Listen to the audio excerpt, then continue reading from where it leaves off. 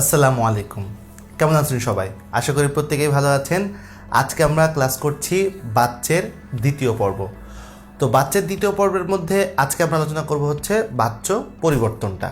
তো বাচ্য পরিবর্তনে একটু খেয়াল করে দেখুন যে আমরা বেসিক্যালি বাচ্য পরিবর্তনের মধ্যে বিভক্তির যে প্রয়োগগুলো রয়েছে সেগুলো যেরকম কাজে লাগবে, পাশাপাশি করে আমরা দেখতে পারবো যে বাচ্চের ভিতরে কর্মবাচ্য থেকে কর্তৃবাচ্য থেকে কর্মবাচ্য বা কর্তৃবাচ্য থেকে ভাববাচ্য এবং কর্মবাচ্য থেকে কর্তৃবাচ্য এবং ভাববাচ্য থেকে কর্তৃবাচ্য কীভাবে হয় সেই বিষয়গুলো দেখার চেষ্টা করব। তো আপনাদের সামনে বেশ কয়েকটা উদাহরণ লিখে রেখেছি আগের থেকেই। তো এই উদাহরণগুলো প্র্যাকটিস করার মাধ্যমে আপনাদেরকে বোঝানোর চেষ্টা করব যে আসলে বাচ্য পরিবর্তনটা কতটা সহজ। তো গত পর্বে আমরা বাচ্য যে কাকে বলে সেটা নিয়ে আলোচনা করেছিলাম, বা বাচ্চার যে প্রকারভেদ নিয়ে। আজকে সেই প্রকারভেদগুলোর যে পরিবর্তন কীভাবে হচ্ছে সেটা নিয়ে আমরা আলোচনা করব। তো চলুন প্রথমে আমরা দেখে ফেলি সেটা হচ্ছে কর্তৃ থেকে কর্ম কীভাবে হবে। তো বেসিক্যালি এটা হচ্ছে মুবারক পুস্তক পাঠ করছে।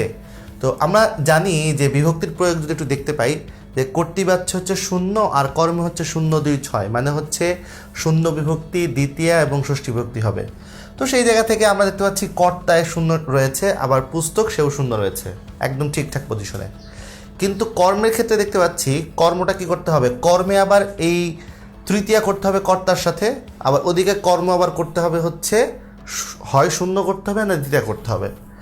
এখন এই জায়গার পরিবর্তনটা কীভাবে হবে? এই জায়গার পরিবর্তনটা হচ্ছে মুবারক, এখানে যেটা করতে হবে মুবারক কর্তৃক পুস্তক পঠিত হয়েছে। তো এই জিনিসটা লিখতে হবে।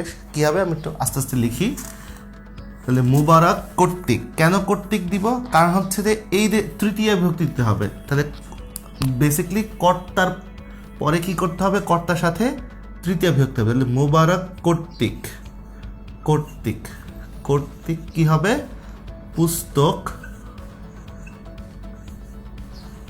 এখন আগে ছিল পাঠ করছে, এখন পাঠটা তো আর হবে না, অবশ্যই চেঞ্জ হবে ক্রিয়া অনুযায়ী। তো এখানে কী হবে, পুস্তক পঠিত হচ্ছে, পঠিত হচ্ছে। আচ্ছা, এরপর কি রয়েছে, কর্তৃ থেকে ভাব যাবে, মানে ক্রিয়া। ভাব মানে তো আমি আগেই বলেছি এটা ক্রিয়া হবে। এখন খেয়াল করে দেখুন যে আমি ঢাকা যাব না, আমি ঢাকা যাব না। তাহলে এই জিনিসটাকে যে কাজটা করতে হবে প্রথমত আগে এটাকে চেঞ্জ করতে হবে। কেন এটা চেঞ্জ করতে হবে? এই কারণে খেয়াল করে দেখুন এটা কিন্তু 0 অবস্থায় আছে। এখন ভাববাচ্যে আমি কি দেখতে পাচ্ছি, ভাববাচ্যে কিন্তু কর্তা বেসিক্যালি কী হবে, এটা হয় দ্বিতীয়া তৃতীয়া, আর না হলে এটা কি করতে হবে, ষষ্ঠী করতে হবে। এটাকে আগে পরিবর্তন করতে হবে। তাহলে এটাকে আমি করলাম হচ্ছে কি আমার। তাহলে এটা যদি আমার হয়, এটা ধরেন আমার করলাম। এখন আমার করার পর বাকিটা একটু মুছতে হবে। কেন বাকিটা মুছতে হবে একটু বলছি। আমার করার পর কি রয়েছে, ঢাকা। কারণ অনেকে ঢাকা নিয়ে ঝামেলা থাকতে পারে যে ঢাকা কেন লিখতে হবে। এখন খেয়াল করতে হবে যে আমি কিন্তু বলেছি যে কর্ম হবে না, কিন্তু ঢাকা তো কর্মের মধ্যে পড়ছে না। তো ঢাকা যেহেতু কর্মের মধ্যে পড়ছে না, ঢাকা তো থাকতেই পারে। ঢাকা যদি সে অবজেক্ট হতো, কর্ম হতো, তাহলে না সেটা হচ্ছে ঢাকাকে আমি ফেলে দিয়ে দিতাম। কিন্তু ঢাকা তো হচ্ছে বেসিক্যালি এখানে কর্ম না, কারণ স্থান আর সময় এটা তো কর্ম হয় না। স্থান আর সময় যেহেতু কর্ম হয় না, তার ঢাকা তো একটা স্থান। ঢাকা যেহেতু স্থান, তার মানে সে কি, অবশ্যই সে কর্ম বোঝাচ্ছে না, তার মানে ঢাকা থাকতে পারবে। তাহলে আমার ঢাকা, তাহলে ঢাকা ঢাকা দেখুন সমস্যা নেই। আচ্ছা, এইবার হচ্ছে আমার ঢাকা, এই যে আমি ঢাকা যাব না, যাব নাকে যাওয়া হবে না। এখানে দুইটা ক্রিয়া করতে হবে, একটা হচ্ছে যাওয়া আর একটা হচ্ছে হবে না। তাহলে এই যে যাওয়া আর হবে না দুইটা ক্রিয়া হয়ে গেল। আমি বলেছিলাম যে ভাববাচ্যের মধ্যে কিন্তু সাধারণত দুইটা ক্রিয়া থাকে। তো এটা দিয়ে ভাববাচ্য খুব সহজে বোঝানো যায়। আর যেখানে ভাববাচ্য দুইটা থাকে, যেখানে ভাববাচ্য দুইটা থাকে, দুঃখিত, ক্রিয়া যখন দুইটা থাকে, তো ক্রিয়া দুইটা থাকার কারণে যেটা হয় সেটা হচ্ছে ওই ক্রিয়ার গুরুত্ব বা অর্থের প্রাধান্য পায়, সেই কারণে এটা হচ্ছে ভাববাচ্য হয়ে থাকে। আচ্ছা, এরপর হচ্ছে কর্ম থেকে কর্তৃবাচ্য। কর্ম থেকে কর্তৃবাচ্য হওয়ার জন্য সবার আগে যেটা দরকার সেটা হচ্ছে এই কর্তৃকটা আগে কি করতে হবে, মুছে ফেলতে হবে। কারণ কি, কারণ কর্ম থেকে কর্তৃ হলে পরে কর্মতে তো অবশ্যই তৃতীয়া থাকে। তো তৃতীয়া তো এখানে অবশ্যই কর্তায় 0 করতে হবে। তো এখানে দস্যু দল 0 হয়ে গেল। দস্যু দল গৃহটি লুণ্ঠিত হয়েছে, এরকম কি হয় না। দস্যুদল কর্তৃক গৃহটি লুণ্ঠিত হয়েছে সেটা ঠিক আছে, কিন্তু যদি এখন বলা হয় দস্যুদল গৃহটি লুণ্ঠন করেছে, এরকম বলতে হবে, মানে এই কর্তা অনুযায়ী ক্রিয়া হবে। তো কর্তা অনুযায়ী যেহেতু ক্রিয়া হবে তাহলে এই জিনিসটা চেঞ্জ হবে। তাহলে আমরা লিখে ফেলি দস্যুদল গৃহটি লুণ্ঠন, কর্তৃকাল লেখা যাবে না, শূন্য রাখতে হবে, এখানে আর কিছু দেওয়া যাবে না। আমি পুরোটা ঠিক করে লিখি, দস্যুদল গৃহটি লুণ্ঠন করেছে। আচ্ছা, এটা গেল। এরপর হচ্ছে পরেরটাতে যাই, সেটা হচ্ছে ভাব। ভাবটাকে আমার কি করতে হবে, কর্তৃ করতে হবে। ভাব বাচ্য যেহেতু, তার মানে বোঝাই যাচ্ছে এখানে বেসিক্যালি এই তোমাকে এখানে কি রয়েছে, কে রয়েছে। তো আমরা যদি বিভক্তির প্রয়োগ যদি দেখি তাহলে এখানে হয় 2, 3, 6, মানে দ্বিতীয় তৃতীয় ষষ্ঠী হতে পারবে। তাহলে এখানে দ্বিতীয় হচ্ছে, তাহলে আমরা দেখি তোমাকে এখানে কি হচ্ছে, দ্বিতীয়া। তোমাকে এখানে দ্বিতীয় হচ্ছে, তাহলে এইটাকেও চেঞ্জ করতে হবে, এটাকে যেহেতু কর্তা বানাবো তার মানে এখানে শূন্য করতে হবে। আবার হাঁটতে হবে, এখানে ক্রিয়া রয়েছে 2টা, তার মানে একটা করতে হবে। তাহলে আমি আগে এটাকে চেঞ্জ করি, এটাকে চেঞ্জ করে আমি এটা করি হচ্ছে, তারপর বললাম হচ্ছে তুমি।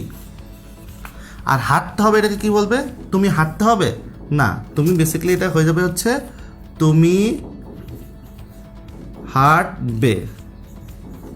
কারণ কি তুমি হাঁটবে, এটা কেন হবে, কারণ হচ্ছে যে এখানে ক্রিয়া একটা করতে হবে, একটা, আবার ক্রিয়া অনুযায়ী মানে কর্তা অনুযায়ী ক্রিয়া করতে হবে। তো এখানে তো যেহেতু কর্তৃবাচ্য, কর্তৃবাচ্যের ক্ষেত্রে তো ভাবের মতো করে 2টা ক্রিয়া হতে পারবে না। তো যেহেতু হতে পারবে না, সেই ক্ষেত্রে কি হবে, সেই ক্ষেত্রে এটা কিন্তু ওই একটাই হবে।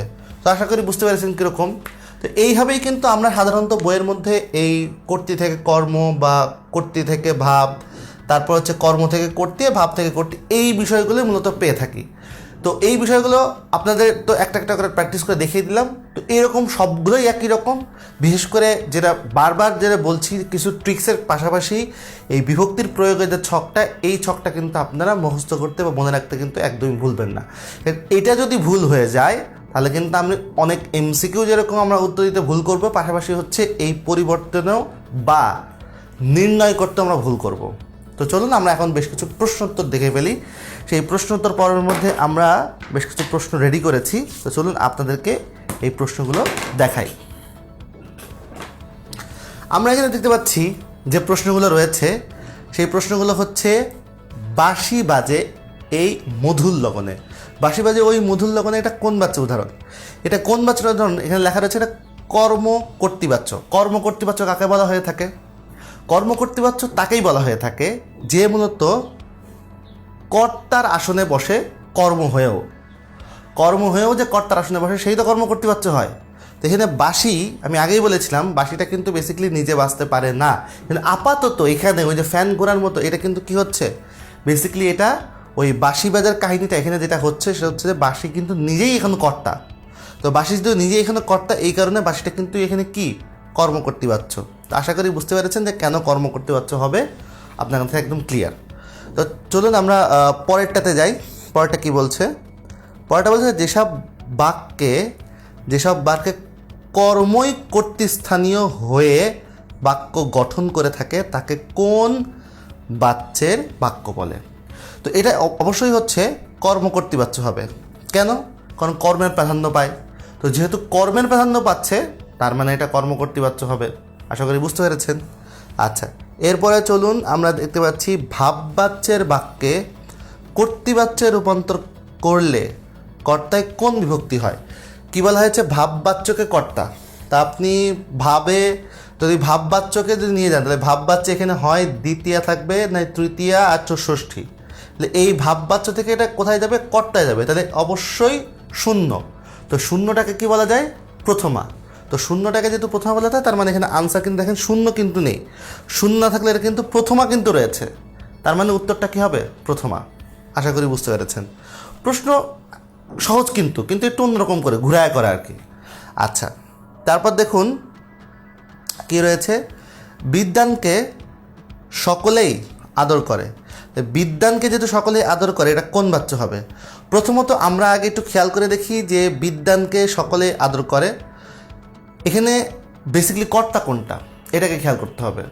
কর্তা হচ্ছে সকলেই, তো সকলের সাথে কিন্তু যেহেতু কর্তা তার মানে এখানে শূন্য হবে। আচ্ছা, শূন্য হলো। আর বিদ্বানকে আমরা কর্মের দ্বিতীয় দেখতে পাচ্ছি, তো সব মিলিয়ে এটা হচ্ছে কর্তৃবাচ্য কিন্তু হচ্ছে, বোঝাই যাচ্ছে। আর কেন হচ্ছে কর্ম না, কারণ এই সকলের সাথে তাহলে অবশ্যই কী থাকতো, একটা তৃতীয় বিভক্তি থাকতো, এই জন্য তৃতীয় বিভক্তি নেই, তার মানে এটা কর্ম হবে না।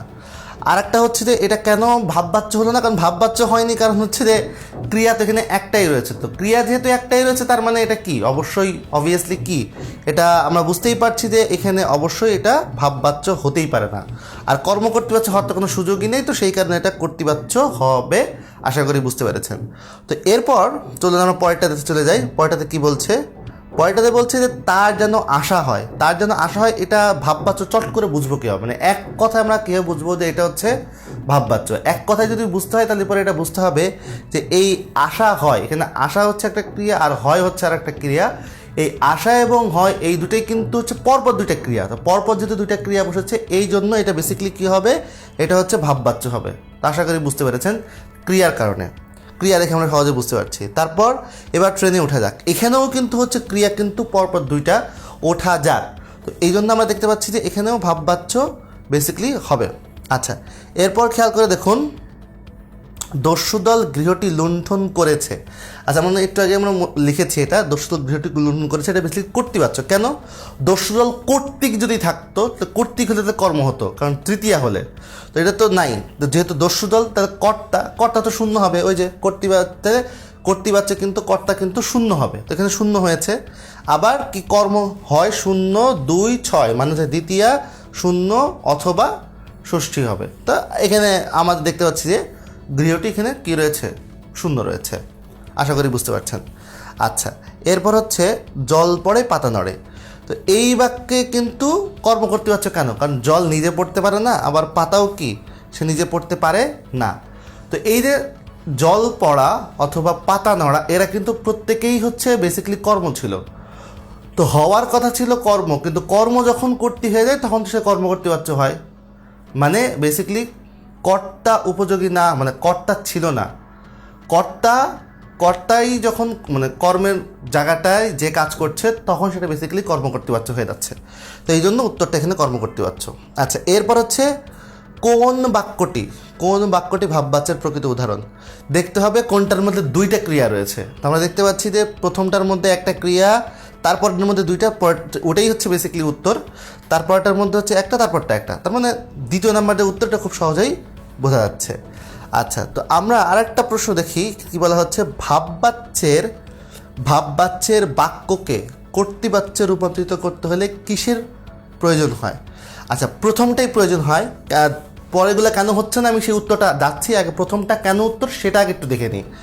সেটা হচ্ছে যে কর্তায় প্রথম এবং কর্তায় প্রথম মানে হচ্ছে বেসিক্যালি হচ্ছে প্রথমা, মানে এই শূন্য এটা, আর ক্রিয়া কর্তা অনুযায়ী হয়, ক্রিয়া কর্তা অনুযায়ী হয় বলতে এখানে বেসিক্যালি হচ্ছে এই যে তুমি, এখানে কি ছিল একটু আগে আমরা যে একটা পরিবর্তন করলাম এই জায়গাটায়, এখানে এরকমটা ছিল হচ্ছে তোমাকে হাঁটতে হবে, তো তোমাকে যখন তোমাকে বাদ দিয়ে আমি যখন তুমি লিখেছিলাম তাহলে হাঁটতে হবে কি লেখা যাবে না, কর্তা অনুযায়ী ক্রিয়া হবে, তো এই যে কর্তা অনুযায়ী ক্রিয়াকে যে চেঞ্জ করলাম এটাও যেরকম করেছি, পাশাপাশি কিন্তু আবার এটাকে কিন্তু শূন্যও করেছি, মানে প্রথমা করেছি, তার মানে প্রথমা এবং কর্তা অনুযায়ী চেঞ্জ করেছি, তার মানে উত্তর কোনটা হবে, উত্তর কিন্তু আমরা বুঝতে পারছি প্রথমটাই, মানে ক নাম্বারটা হবে। তা কেন কীভাবে হবে আশা করি বুঝতে পেরেছেন, পরেরগুলা কেন হবে না আশা করি প্রথম উত্তরটার মাধ্যমেই সহজে বোঝা গিয়েছে।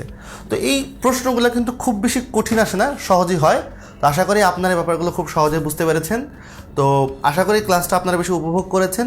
তো ক্লাসটা ভালো লেগে থাকলে আমাদের আরও অন্য ক্লাস রয়েছে, সেই ক্লাসগুলো আপনারা দেখবেন, সেই ক্লাসগুলো দেখার আমন্ত্রণ জানিয়ে আজকের মতো এখানেই বিদায় নিচ্ছি। আসসালামু আলাইকুম।